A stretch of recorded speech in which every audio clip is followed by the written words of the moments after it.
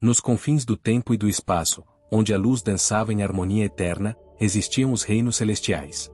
Um lugar de beleza imaculada, onde a paz reinava suprema, tecida pelos fios dourados da criação. A melodia suave das esferas ressoava em cada canto, embalando a existência em uma serenidade que parecia inquebrável. No coração deste paraíso, Miguel se destacava, um arcanjo guerreiro de proporções lendárias. Ele era o líder inquestionável das hostes celestiais, sua figura imponente moldada pela força e uma lealdade inabalável à luz. Sua espada, forjada com a essência das estrelas mais brilhantes, jamais havia conhecido derrota, e sua presença era um farol de esperança para todos os seres de bem.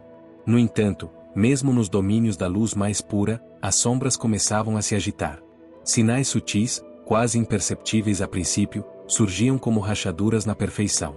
Uma frieza estranha no éter, um sussurro dissonante na melodia celestial, prenunciavam o despertar de uma antiga ameaça que dormia nas profundezas do esquecimento. O mal primordial, uma entidade de escuridão ancestral, começava a estender seus tentáculos invisíveis, buscando uma brecha para corromper a ordem estabelecida. A primeira ferida veio de dentro, um ato de traição que estraçalhou a aparente unidade dos reinos celestiais. Um arcanjo menor, cuja ambição e inveja haviam sido cultivadas pelas insinuações venenosas das trevas, cedeu à tentação. Em um ato de desespero e cegueira, ele abriu um portal para a dimensão sombria, um rasgo na tapeçaria da realidade que permitiu a entrada do caos. As defesas celestiais, projetadas para proteger contra ameaças externas, foram pegas de surpresa por um ataque vindo de dentro. A invasão inicial foi avassaladora. Hordas de criaturas disformes, nascidas da mais pura escuridão, jorraram pelo portal, seus gritos horripilantes ecoando pelos salões de luz. A paz milenar foi estilhaçada em um instante, substituída pelo clangor de armas e pelos lamentos dos caídos. Miguel, com sua espada flamejante em punho, foi o primeiro a se erguer em defesa. Seu primeiro confronto foi uma exibição de bravura sem igual. Ele cortava através das fileiras inimigas com uma fúria divina, cada golpe de sua espada uma oração e uma promessa. Mas, mesmo enquanto ele abatia incontáveis adversários, uma terrível verdade se revelava. A magnitude do inimigo era muito maior do que qualquer coisa que os céus já haviam enfrentado. As trevas não eram apenas uma força, eram uma legião, e seu número parecia infinito. Diante do ataque implacável, uma parte dos reinos celestiais sucumbiu. Torres de luz desmoronaram em pó, jardins eternos foram consumidos por chamas escuras, e estrelas que antes brilhavam com vigor foram engolidas pela escuridão. A queda de uma porção do reino foi um símbolo doloroso da perda, o marco do início de uma guerra que prometia ser longa e brutal. Miguel sentiu a dor da derrota, a perda de seus irmãos e a mancha em seu lar. Uma responsabilidade esmagadora pesava sobre seus ombros, a consciência de que, como líder, ele havia falhado em proteger tudo o que amava. A guerra havia apenas começado, mas o peso de sua consequência já era insuportável. A ameaça, ele percebeu com um calafrio que percorreu sua essência, não era apenas um surto repentino de maldade. Era algo muito mais antigo, mais poderoso, com raízes profundas no passado primordial do universo. Uma força que havia esperado pacientemente, e agora, através da traição, havia encontrado seu caminho. Antes de continuarmos, inscreva-se no canal e diga-nos nos comentários de onde você está assistindo. A percepção da antiguidade do mal primordial impulsionou Miguel a uma busca frenética por respostas. Ele mergulhou nos arquivos esquecidos dos reinos celestiais, em bibliotecas onde o tempo se dobrava e o conhecimento era guardado em cristais de luz. Foi ali, entre pergaminhos empoeirados e runas quase ilegíveis, que ele encontrou a profecia do último defensor.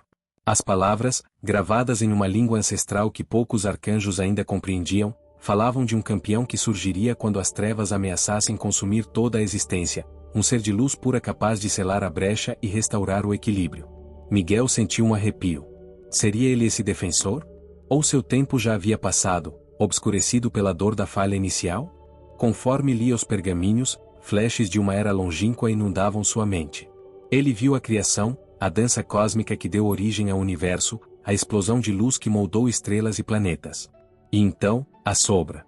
Não uma sombra comum, mas a ausência primordial de luz, a semente do mal primordial, nascendo do vazio que precedeu tudo. Era uma entidade sem forma, sem nome, mas com uma fome insaciável, que se escondeu nas franjas da criação, esperando o momento certo para emergir. Essa era a verdadeira raiz da ameaça, algo tão antigo quanto a própria luz, e muito mais insidioso do que qualquer um poderia imaginar. Com a profecia e a revelação da origem do mal em mente, Miguel buscou o conselho de anciãos celestiais.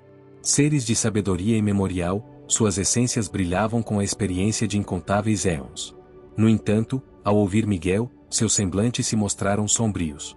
Eles escutaram com ceticismo, seus olhos antigos expressando dúvida sobre a capacidade do jovem arcanjo guerreiro. Para eles, a derrota inicial era um sinal, e a responsabilidade de Miguel era pesada demais para ser ignorada. Um dos anciãos, cuja voz ecoava como 1000 sinos, questionou a liderança de Miguel, sugerindo que talvez a arrogância de sua juventude tivesse obscurecido seu julgamento. A desconfiança não se limitava aos anciãos. Entre os arcanjos, murmúrios de insatisfação se espalhavam como uma praga invisível. Alguns questionavam as táticas de Miguel, outros sua resiliência após a queda de parte do reino. A unidade, antes inabalável, começava a se fragmentar, um perigo tão grande quanto as próprias forças das trevas. Miguel sentia o peso desses olhares, a pressão crescente sobre seus ombros, mas sabia que não podia vacilar. Foi nesse momento de incerteza que uma figura enigmática surgiu nos salões celestiais. Um arauto, envolto em vestes que pareciam tecidas de névoa estelar, com olhos que brilhavam com a luz de galáxias distantes. Ele não era de nenhuma das hostes conhecidas, e sua presença causou um silêncio reverente. O arauto se aproximou de Miguel, com uma voz que parecia vir de todos os cantos do universo ao mesmo tempo, entregou uma mensagem críptica: a chave da luz não é forjada, mas sim cultivada. Ela reside onde a esperança encontra o coração mais puro. A mensagem, embora enigmática, acendeu uma nova chama em Miguel. Ele compreendeu que a solução não estava apenas na força bruta, mas em algo mais sutil, mais profundo. Ele decidiu embarcar em uma jornada, não para lutar, mas para buscar artefatos ou conhecimentos perdidos que pudessem desvendar o mistério da chave da luz. Sua busca o levou a reinos distantes, a dimensões esquecidas, onde as leis da realidade se curvavam. Nessa jornada, Miguel enfrentou confrontos menores, mas significativos. Sentinelas das trevas, criaturas grotescas que serviam ao mal primordial, tentaram interceptá-lo a cada passo. Cada batalha era um teste, não apenas de suas habilidades como guerreiro, mas também de sua fé e determinação. Ele superou cada desafio, mas cada vitória vinha com um custo, uma cicatriz em sua alma que aprofundava suas dúvidas internas. O peso da profecia, a responsabilidade de ser o último defensor, parecia esmagador. Ele se perguntava se estava à altura da tarefa, se sua luz ainda era forte o suficiente para guiar os céus.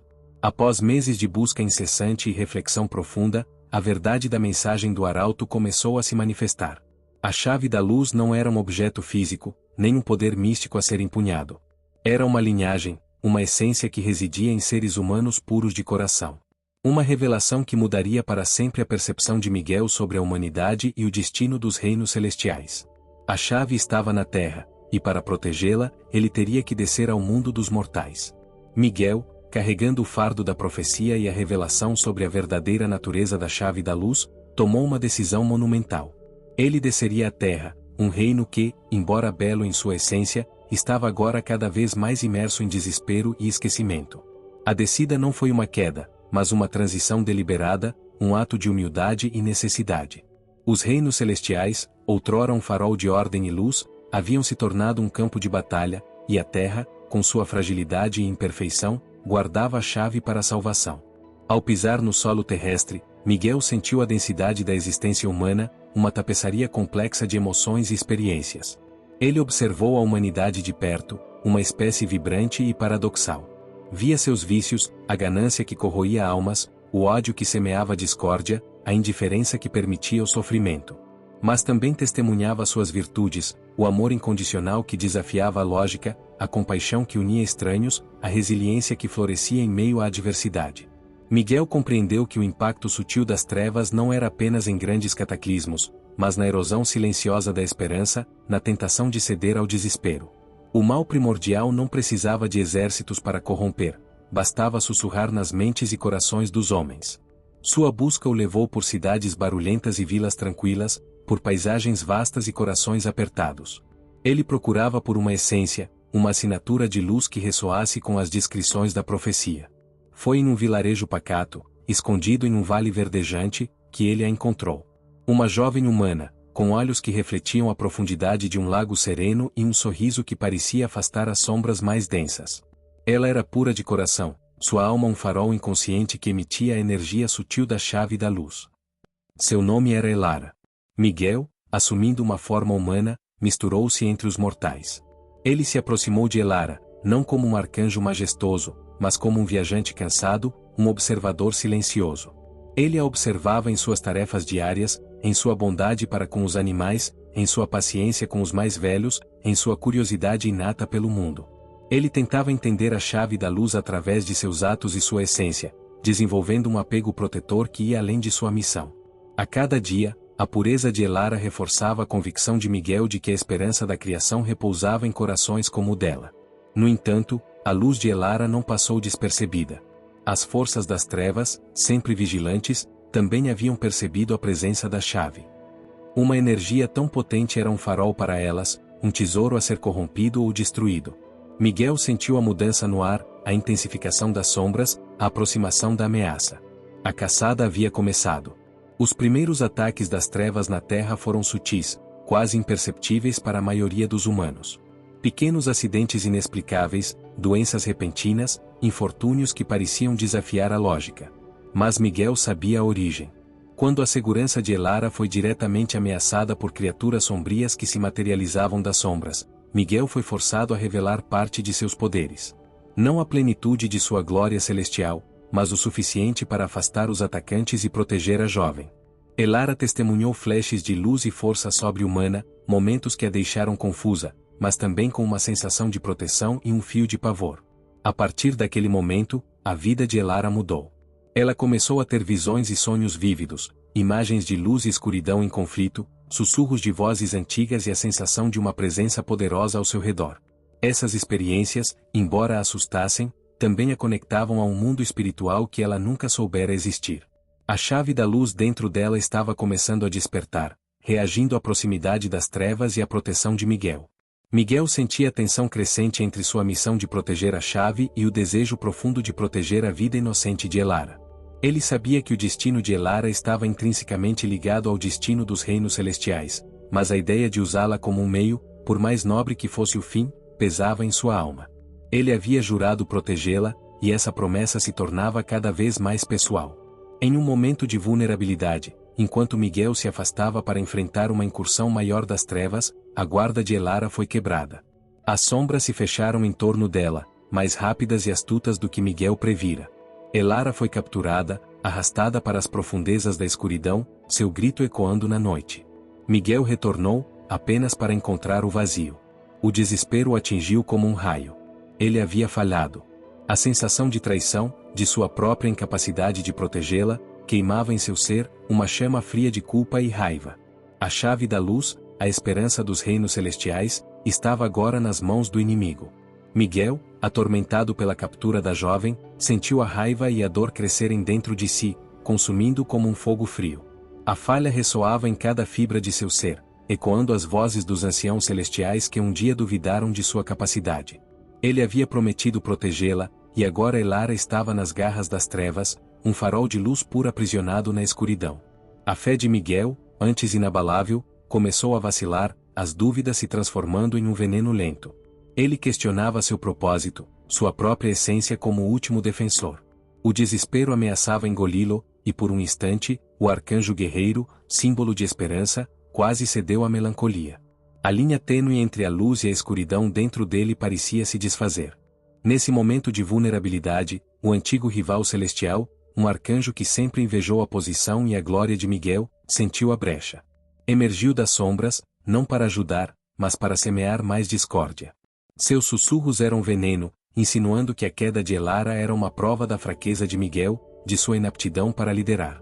Ele tentou se aproveitar da dor de Miguel, sugerindo que a missão era inútil, que o destino já estava selado. Mas a dor de Miguel, embora profunda, não era fraqueza, era o combustível para uma fúria avassaladora.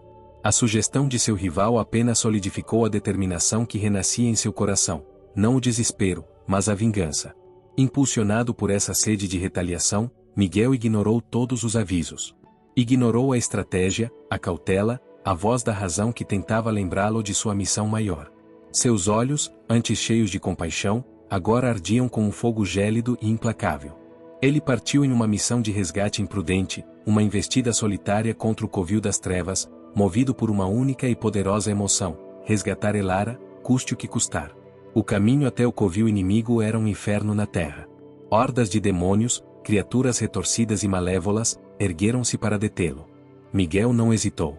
Sua lâmina, antes um instrumento de justiça equilibrada, agora cortava o ar com uma ferocidade nunca antes vista.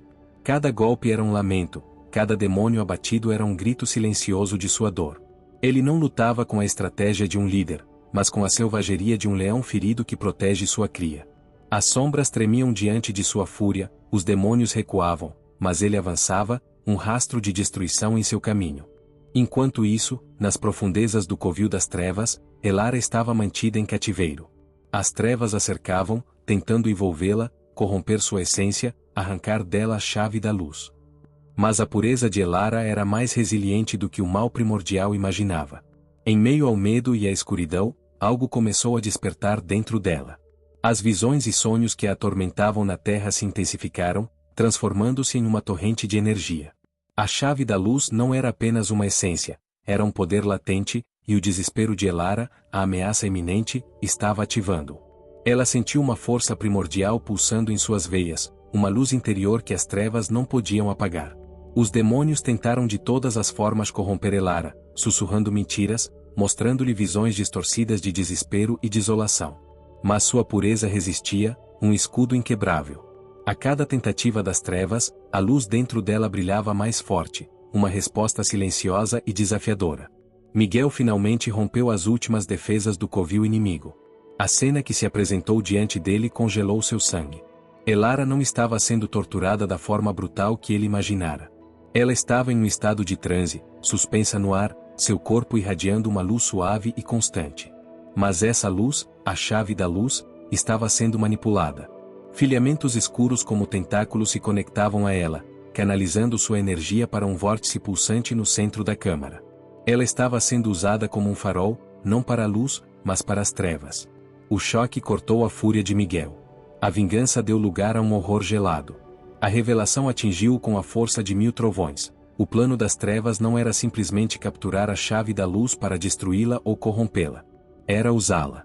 Usar a pureza de Elara, sua essência luminosa, para rasgar o véu entre os mundos, para abrir um portal definitivo e trazer o mal primordial à sua forma completa, uma abominação que obscureceria toda a criação. A fúria de Miguel se transformou em desespero novamente, mas desta vez, um desespero lúcido, consciente da catástrofe iminente. Ele havia sido um tolo, e o preço dessa tolice poderia ser o fim de tudo. A visão de Elara, suspensa e manipulada, foi um choque que rasgou a névoa da fúria e da vingança que havia nublado a mente de Miguel. Naquele instante de horror gelado, ele percebeu a magnitude de seu erro, a futilidade de sua investida impetuosa. A força bruta, a raiva cega, não seriam suficientes para combater uma astúcia tão antiga e perversa. A iluminação veio como um golpe, mas também como uma redenção. Ele precisava se reconectar com sua verdadeira essência, a de protetor e líder estratégico, não apenas um guerreiro movido pela dor. No limiar do desespero total, Elara, mesmo em seu transe, projetou uma visão para Miguel. Não eram palavras, mas sentimentos e imagens que se infiltravam em sua mente, um farol de esperança em meio à escuridão. Ela lhe mostrou não a batalha por si só, mas a interconexão de todas as coisas, a força que residia na união, na fé e no propósito maior. A visão revelou o caminho, não o da destruição impensada, mas o da estratégia e da colaboração. Era um chamado para que ele se lembrasse de quem realmente era e do que representava. Com a mente clareada e o coração novamente focado, Miguel fez o que um verdadeiro líder faria. Ele buscou aliados, inclusive aqueles que, em sua própria dor e arrogância, ele havia negligenciado ou que haviam duvidado dele. A humildade de sua nova postura ressoou. Ele convocou as hostes celestiais remanescentes, os anjos e arcanjos que ainda lutavam contra as incursões das trevas em outros frontes. Explicou-lhes o plano do mal primordial e a necessidade de uma ação conjunta e decisiva. A voz de Miguel, antes tingida de dor, agora irradiava a convicção de um arcanjo que havia encontrado seu centro novamente. Um plano de resgate e contra-ataque audacioso foi traçado, um que visava não apenas resgatar Elara, mas impedir a invocação completa do mal primordial. Seria uma incursão direta ao covil das trevas, uma manobra arriscada que exigiria a coordenação perfeita de todas as forças da luz. Os antigos rancores e as dúvidas foram postos de lado em face da ameaça existencial. Havia uma nova determinação, uma união forjada na urgência e na renovada liderança de Miguel. O confronto épico eclodiu nas profundezas do covil. Anjos e arcanjos, liderados por Miguel, chocaram-se contra as hordas demoníacas. A batalha era caótica e brutal, mas desta vez, havia ordem e propósito nos movimentos das forças celestiais. Miguel, com sua espada de luz, abria caminho em direção ao centro da câmara, onde Elara ainda estava suspensa, a chave da luz sendo drenada para alimentar o vórtice. Enquanto Miguel e seus aliados lutavam incansavelmente, Elara, sentindo a proximidade da luz e a luta em seu nome, começou a despertar de seu transe. Seu corpo tremeu, e a luz que antes era passivamente drenada, agora pulsava com uma força renovada e ativa. Ela usou o poder da chave da luz, não para alimentar o ritual das trevas, mas para enfraquecê-lo. Raios de energia pura emanaram dela, desestabilizando os filamentos escuros e causando rachaduras no vórtice. Gritos de dor ecoaram dos demônios e dos servos do mal primordial, que viam seu plano desmoronar. Miguel, vendo a oportunidade criada por Elara, avançou com uma velocidade sobrenatural. Ele sabia que precisava desferir um golpe decisivo no portal, desestabilizá-lo antes que o mal primordial pudesse se manifestar completamente. Em um ato de desespero e sacrifício, ele canalizou toda a sua energia, toda a sua essência, para sua espada. Com um grito de guerra que ecoou pelos abismos, ele cravou a lâmina no coração pulsante do vórtice. A explosão de luz e escuridão foi cataclísmica. O covil tremeu, e a energia liberada foi tão imensa que quase despedaçou Miguel. Ele sentiu sua própria força vital esvair-se, a dor consumindo enquanto protegia Elara, que caía suavemente ao chão, exausta, mas livre.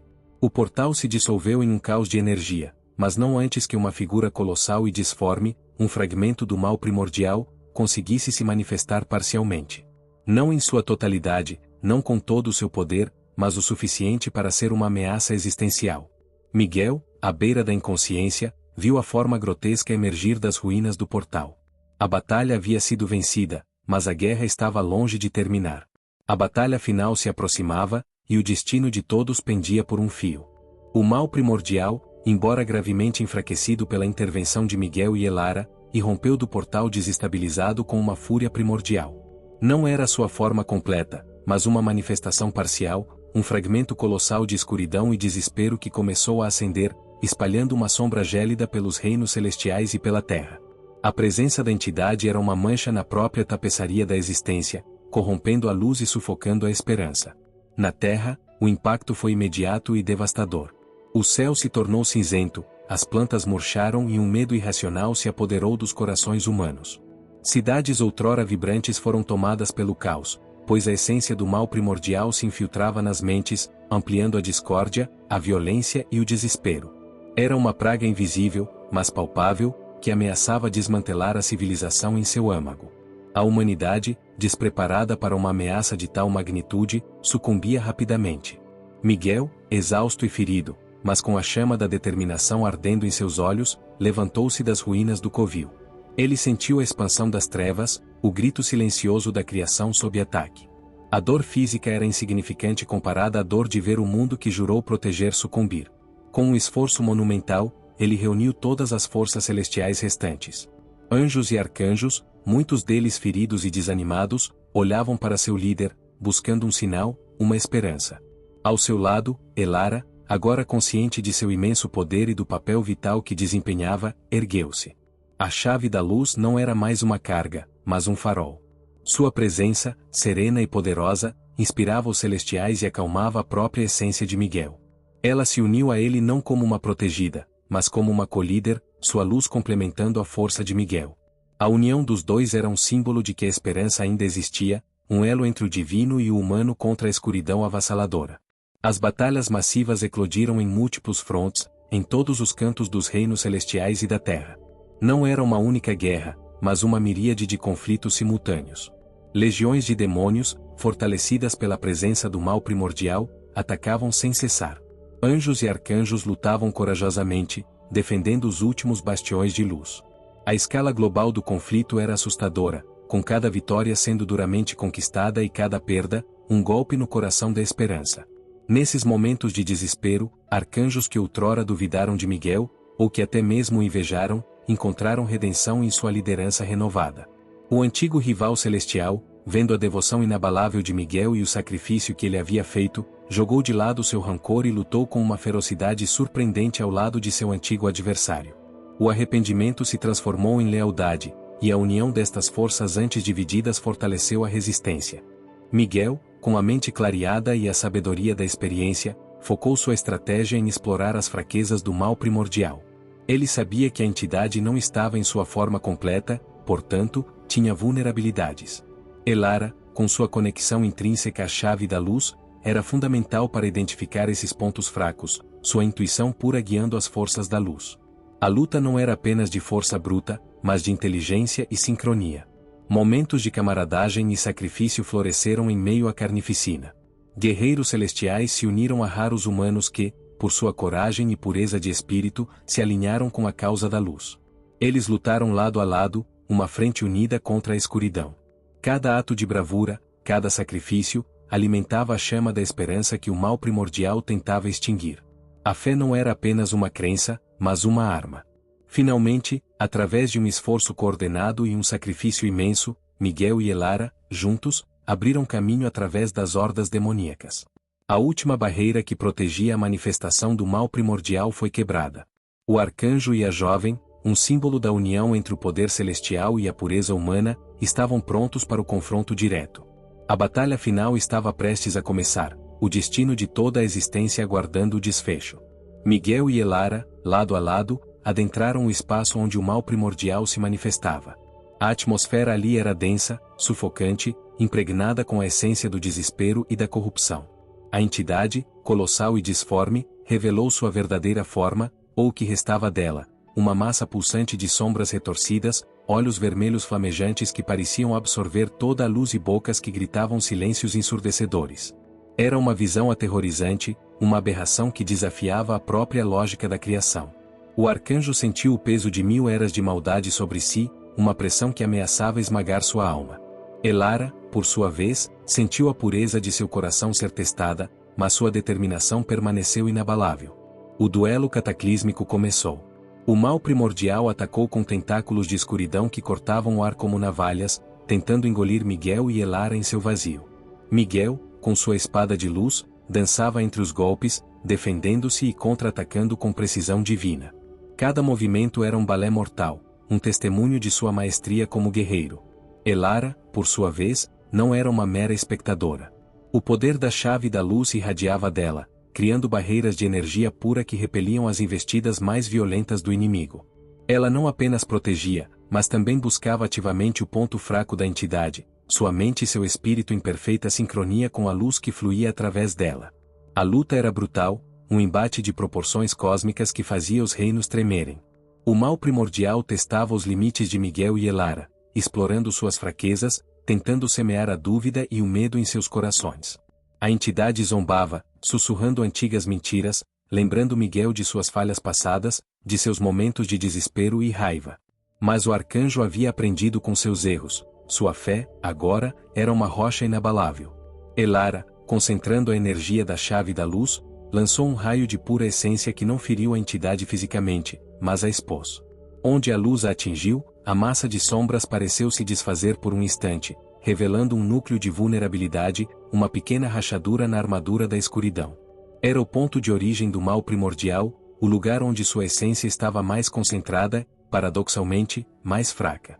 Era o eco de sua antiga ferida, o vestígio de sua queda original. Miguel, vendo o ponto fraco revelado pela chave da luz, não hesitou.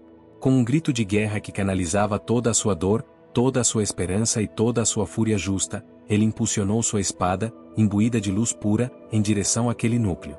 O golpe foi carregado com a força de incontáveis almas, com a fé de todos os que ainda acreditavam na luz. Houve momentos de desespero, quando parecia que as trevas venceriam. O mal primordial rugiu em agonia e fúria, contra-atacando com uma força renovada, quase esmagando Miguel. Mas a fé e a união prevaleceram. A lembrança do amor, da família, da humanidade que ele jurou proteger, da pureza de Elara e do sacrifício de tantos, deu uma força extra a Miguel.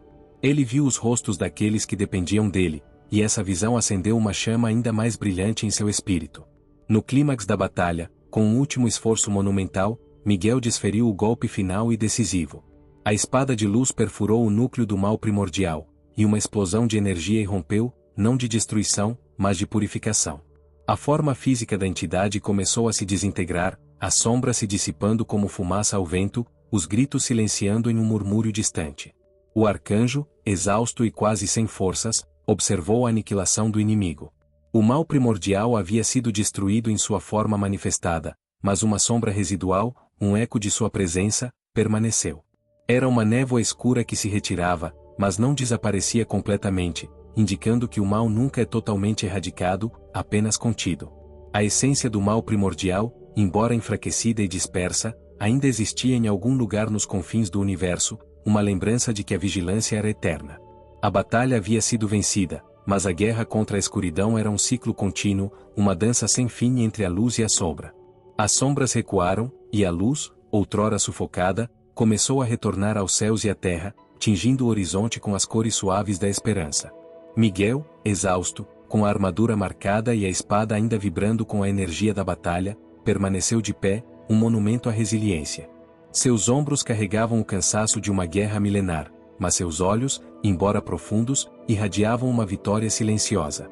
Ele foi aclamado, não apenas por seus irmãos celestiais, que agora o viam com respeito renovado e admiração, mas também pela humanidade, que sentia o alívio de uma ameaça iminente dissipada. Elara, a jovem que um dia fora apenas um receptáculo inconsciente da chave da luz, estava ao seu lado. Ela era a ponte entre os mundos, a personificação da fé e da pureza que havia sido fundamental para a vitória. Sua presença trazia um consolo tangível, e sua energia curativa, um bálsamo para as feridas abertas pela guerra. Juntos, eles iniciaram a árdua tarefa de reconstruir os reinos celestiais, cujas estruturas haviam sido abaladas, e de restaurar a esperança na terra, onde o caos havia deixado cicatrizes profundas. A reconstrução não era apenas física, mas também espiritual, um renascimento da fé e da união. Miguel, compreendendo a amplitude de sua nova responsabilidade, assumiu seu papel como protetor, não apenas como um guerreiro implacável, mas como um guia sábio. Ele sabia que a vigilância era eterna, que a sombra residual do mal primordial servia como um lembrete constante da fragilidade da paz. A mensagem que ele transmitia era clara: o amor e a união eram as maiores defesas contra as trevas, a verdadeira força que podia resistir a qualquer adversidade. Elara, por sua vez, abraçou seu destino como guardiã da chave da luz com uma serenidade que não significava ausência de temor, mas domínio sobre ele. Desde o instante em que compreendeu plenamente o que a chave representava, soube que sua vida jamais voltaria a ser comum. Não se tratava apenas de proteger um artefato antigo ou de impedir que forças sombrias o reivindicassem novamente. A chave era mais do que matéria e energia condensadas, era a própria síntese da esperança que sustentava os reinos.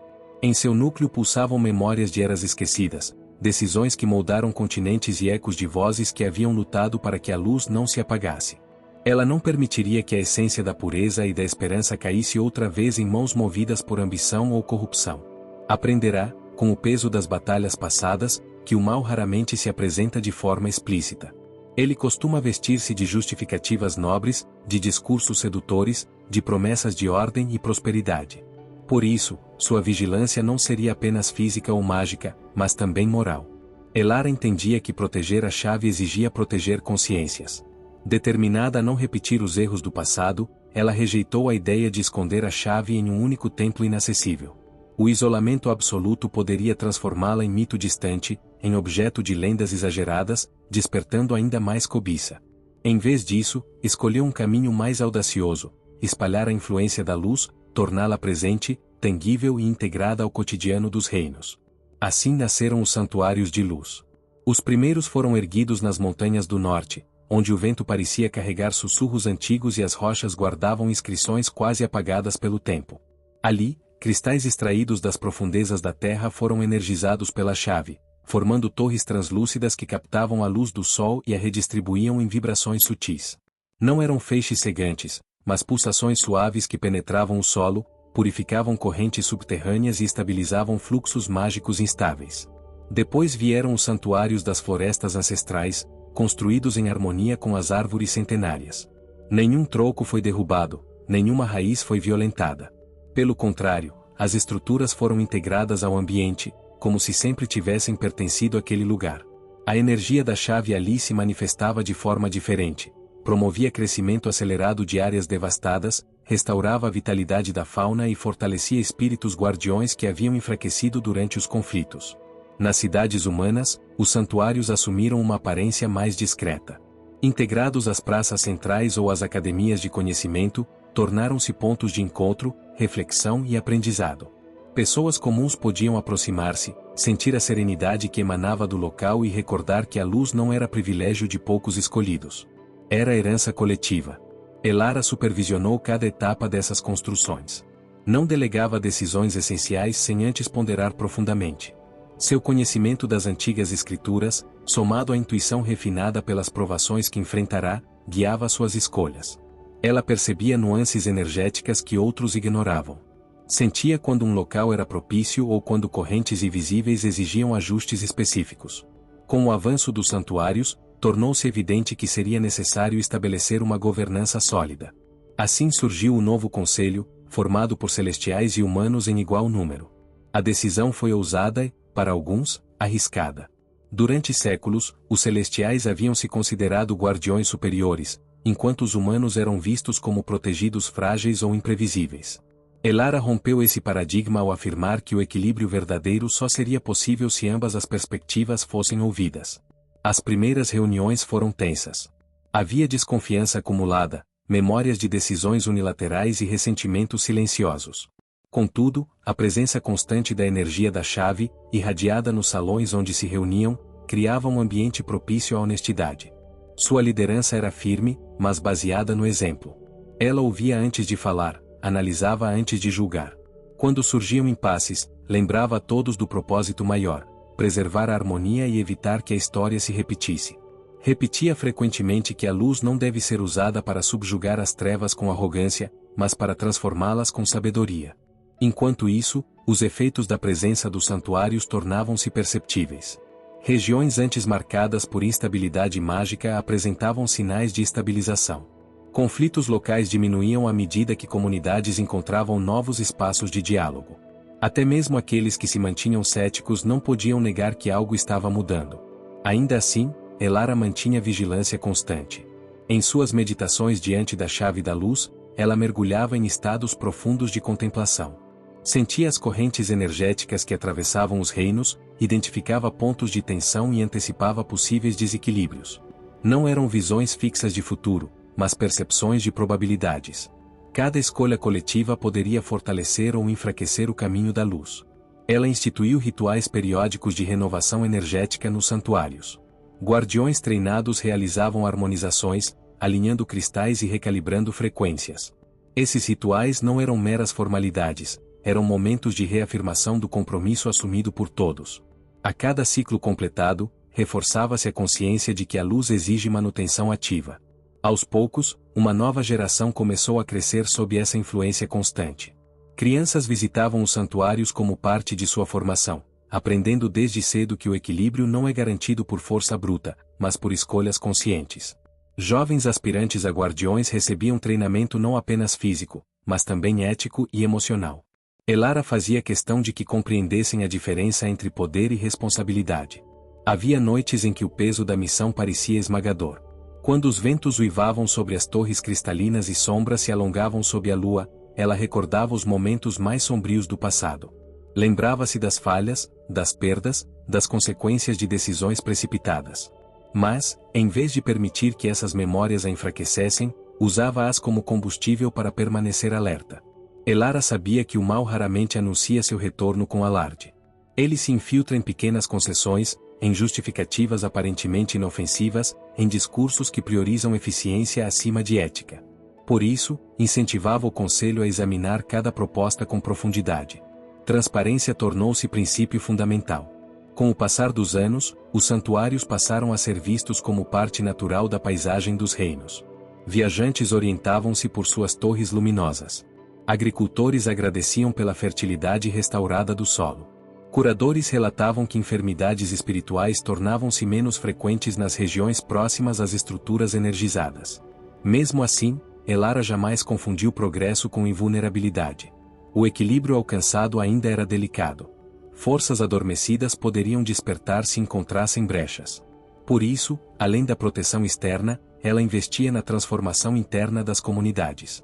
Incentivava a educação histórica, o autoconhecimento e a cooperação entre diferentes culturas. Em momentos de silêncio, quando permanecia sozinha diante da chave da luz, ela colocava as mãos sobre sua superfície pulsante e sentia a vibração atravessar seu ser.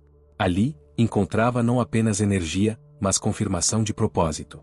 A chave não era um fardo, era uma aliança entre passado e futuro. Assim, a primeira fase dessa nova era consolidou-se sob a liderança firme e consciente de Elara. A guardiã não buscava reconhecimento, nem desejava ser lembrada como heroína. Seu maior triunfo era invisível, era o fato de que, dia após dia, a luz permanecia acesa, expandindo-se silenciosamente, fortalecendo corações e lembrando aos reinos que a esperança, quando cultivada com responsabilidade, pode transformar destinos. O mundo encontrou um novo equilíbrio, mas não era um equilíbrio triunfante, tampouco confortável.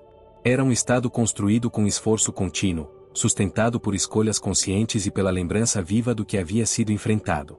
As cicatrizes deixadas pelos antigos conflitos ainda marcavam as terras e os espíritos. Ruínas permaneciam como memoriais silenciosos, não para glorificar batalhas, mas para lembrar o preço da imprudência e da divisão. A lição tornará-se clara para todos os reinos: o mal nunca desaparece completamente. Ele recua, observa, aprende. Alimenta-se do descuido, cresce na arrogância e encontra abrigo na indiferença. Porém, a luz, quando nutrida pela união e pela fé, torna-se indomável. Não por esmagar as sombras com violência cega, mas por impedir que elas encontrem espaço para se enraizar. Essa compreensão transformou profundamente a estrutura social e espiritual do mundo. A paz restaurada não era frágil porque estivesse prestes a ruir, era delicada porque exigia manutenção constante. Diferente da antiga estabilidade imposta pela força, essa nova harmonia era resultado de cooperação. E cooperação demanda diálogo, escuta e humildade. O conselho liderado por Elara consolidou-se como um núcleo ativo de vigilância e sabedoria. Celestiais e humanos aprenderam a discordar sem se hostilizar. As reuniões tornaram-se espaços de debates intensos, mas produtivos. Quando divergências surgiam, e elas surgiam com frequência, eram tratadas como oportunidades de aprofundamento, não como ameaças à unidade. A energia da chave, canalizada discretamente nos salões do conselho, favorecia clareza e equilíbrio emocional, impedindo que decisões fossem tomadas sob impulsos precipitados. Nas regiões mais afetadas pelos antigos confrontos, equipes mistas de reconstrução trabalhavam lado a lado. Celestiais auxiliavam na estabilização de campos energéticos corrompidos, enquanto humanos aplicavam conhecimento técnico e criatividade para restaurar cidades e vilarejos. Essa parceria gerava algo inédito: respeito mútuo genuíno. Não havia mais a visão de superioridade automática de um reino sobre o outro. Ambos reconheciam suas limitações e suas forças. As escolas passaram a ensinar a história recente com transparência. Não havia versões romantizadas nem omissões estratégicas. As novas gerações aprendiam sobre as decisões equivocadas que quase levaram os reinos à ruína, sobre a sedução do poder descontrolado e sobre o preço da desunião. Mas também aprendiam sobre coragem, arrependimento, reconstrução e transformação. A memória tornou-se ferramenta de proteção. Os santuários de luz desempenhavam papel central nesse processo de consolidação do equilíbrio. À medida que sua presença se expandia, comunidades inteiras relatavam mudanças sutis, porém consistentes. Conflitos locais eram resolvidos com mais rapidez. Tensões sociais diminuíam gradualmente. Pessoas que antes reagiam com hostilidade passaram a demonstrar maior capacidade de diálogo. Não era magia coercitiva, mas influência harmonizadora. Entretanto, nem todos aceitavam facilmente essa nova ordem. Havia grupos isolados que viam na integração entre reinos uma ameaça às antigas hierarquias. Alguns celestiais mais conservadores temiam perder privilégios históricos. Certos líderes humanos, por sua vez, desconfiavam das intenções celestiais, mesmo após as alianças firmadas. O conselho sabia que ignorar essas tensões seria perigoso. Elara orientou que fossem criados fóruns abertos de escuta, onde críticas pudessem ser expressas sem represálias. A transparência tornou-se antídoto contra conspirações silenciosas. Muitas vezes, o simples ato de ouvir desarmava ressentimentos acumulados. Em outras ocasiões, eram necessárias negociações mais complexas, ajustando políticas e estratégias para garantir que ninguém se sentisse excluído. Enquanto isso, a natureza respondia ao novo equilíbrio com sinais visíveis de regeneração. Florestas queimadas durante as antigas batalhas começaram a florescer novamente. Rios antes contaminados por energia corrompida tornaram-se límpidos, refletindo céus mais claros. Criaturas que haviam se refugiado em regiões distantes retornaram aos seus habitats originais. Era como se o próprio mundo respirasse com mais leveza. Apesar dessas conquistas, o Conselho mantinha vigilância constante sobre regiões consideradas sensíveis. Antigos campos de batalha eram monitorados regularmente, pois resíduos energéticos poderiam, em circunstâncias específicas, reacender instabilidades. Equipes de estudiosos analisavam variações sutis nos fluxos mágicos globais, buscando antecipar qualquer anomalia antes que se transformasse em ameaça real. Miguel, embora não liderasse formalmente o conselho, participava de decisões estratégicas importantes. Sua experiência nas batalhas finais oferecia perspectiva prática sobre riscos potenciais. Ele frequentemente lembrava que o perigo mais insidioso não vinha de forças externas declaradas, mas da complacência interna. Quando acreditamos que vencemos para sempre, dizia ele, é quando começamos a perder. A paz vigilante exigia disciplina coletiva. Celebrações eram realizadas para marcar a reconstrução de cidades ou a inauguração de novos santuários, mas sempre acompanhadas de momentos de reflexão. A alegria não anulava a responsabilidade. Pelo contrário, reforçava o compromisso de preservar aquilo que fora conquistado com tanto sacrifício. Gradualmente, uma cultura de cooperação tornou-se norma. Projetos científicos e espirituais integrados floresceram. Humanos desenvolveram tecnologias inspiradas nos princípios energéticos celestiais, enquanto os celestiais aprenderam a valorizar a adaptabilidade e a inovação humanas. Essa troca constante criava soluções inéditas para antigos problemas. Ainda assim, havia noites em que o silêncio parecia denso demais. Guardiões relatavam sentir oscilações quase imperceptíveis em regiões distantes. Não eram sinais claros de ameaça, mas lembretes de que o universo é dinâmico. Elara interpretava esses momentos não como presságios inevitáveis de crise, mas como convites à atenção redobrada. O equilíbrio alcançado não era estático. Era um processo vivo, em movimento contínuo. Cada decisão política, cada escolha individual, cada gesto de intolerância ou compaixão influenciava o todo. Essa consciência coletiva tornou-se o maior avanço da nova era. Com o tempo, o mundo começou a compreender que a verdadeira vitória não foi simplesmente impedir a dominação das trevas, mas transformar a mentalidade que permitirá seu crescimento. A mudança não estava apenas nas estruturas externas, mas na disposição interna de assumir responsabilidade compartilhada. Assim, a segunda fase dessa reconstrução consolidou-se sob o princípio da vigilância ativa. Não havia ilusões de perfeição, mas havia maturidade crescente. O equilíbrio permanecia delicado, sim, mas agora sustentado por entendimento profundo e compromisso renovado. E enquanto os santuários continuavam a irradiar sua luz silenciosa, o mundo aprendia que paz verdadeira não é ausência de conflito, mas capacidade de enfrentá-lo sem se destruir. A harmonia conquistada não era ponto final de uma história, mas fundamento para capítulos futuros, capítulos que exigiriam a mesma coragem, a mesma união e a mesma fé que haviam permitido aquele renascimento. Miguel tornou-se um símbolo de esperança, mas não pela grandiosidade das batalhas que enfrentou, e sim pela transformação que representava. Seu nome atravessou fronteiras, ecoou entre montanhas e foi sussurrado nas preces silenciosas de quem precisava acreditar que a luz ainda tinha defensores. Ele não carregava o peso da glória como troféu, carregava-o como responsabilidade. Sabia que ser visto como exemplo exigia coerência constante entre palavra e ação. Seu propósito havia se expandido muito além da mera confrontação contra forças sombrias. Se antes sua missão era resistir e proteger, agora era ensinar e preparar. Miguel compreendia que a segurança duradoura dos reinos não dependia de um único defensor lendário, mas da formação de muitos guardiões conscientes. Assim, dedicou-se a estruturar centros de treinamento que integravam disciplina física, fortalecimento emocional e aprofundamento espiritual. Os jovens que buscavam seguir seus passos aprendiam, desde o início, que a batalha mais desafiadora não acontecia em campos abertos, mas no interior do próprio coração. Ele ensinava que orgulho desmedido, sede de reconhecimento e impulsividade eram brechas pelas quais as trevas encontravam acesso. A verdadeira força, repetia ele, nasce da humildade e do domínio próprio. Miguel também atuava como ponte viva entre humanos e celestiais. Sua trajetória o colocará em posição singular, compreendia as limitações e virtudes de ambos os mundos. Em assembleias conjuntas, sua voz tinha peso não por autoridade imposta, mas por experiência comprovada.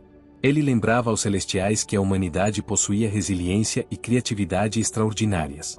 E lembrava aos humanos que sabedoria milenar não era sinônimo de opressão, mas de aprendizado acumulado. Sob sua influência, festivais de integração começaram a surgir.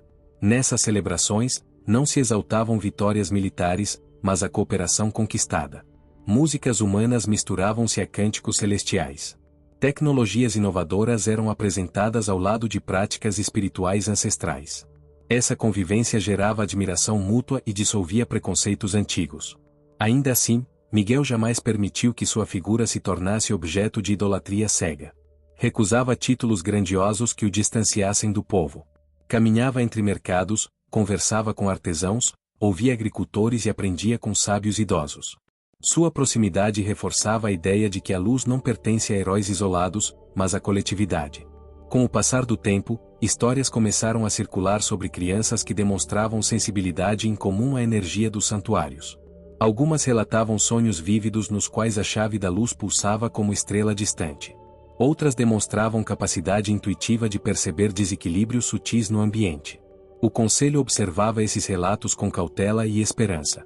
Talvez o mundo estivesse evoluindo para uma consciência mais elevada, fruto da exposição constante à energia harmonizadora. Miguel via nessas manifestações não um sinal de superioridade, mas de responsabilidade ampliada. Orientava que essas crianças fossem acompanhadas com cuidado, instruídas com ética e protegidas de expectativas exageradas. Ele sabia que dons sem orientação poderiam gerar novos desequilíbrios. A coexistência entre os reinos, antes considerada utopia, tornava-se realidade palpável. Tratados formais garantiam cooperação em áreas estratégicas. Projetos conjuntos de pesquisa energética e desenvolvimento tecnológico floresciam. Regiões outrora devastadas transformavam-se em centros de aprendizado e inovação. Entretanto, Miguel nunca deixava que a confiança se transformasse em descuido. Reunia periodicamente os guardiões em treinamentos de atualização, simulando cenários hipotéticos e reforçando protocolos de resposta. Não porque esperasse desastre iminente, mas porque compreendia que preparo constante é a melhor forma de prevenção. Havia noites em que ele subia às torres mais altas dos santuários e observava o horizonte iluminado por cristais energizados. Via ali não apenas estruturas físicas, mas testemunhos de uma escolha coletiva, escolher a luz diariamente. Em silêncio, renovava seu compromisso interior. A história, portanto, não se encerrava com ponto final definitivo. Terminava com uma vírgula carregada de promessa. A luz prevalecera, mas sua permanência dependeria das decisões futuras.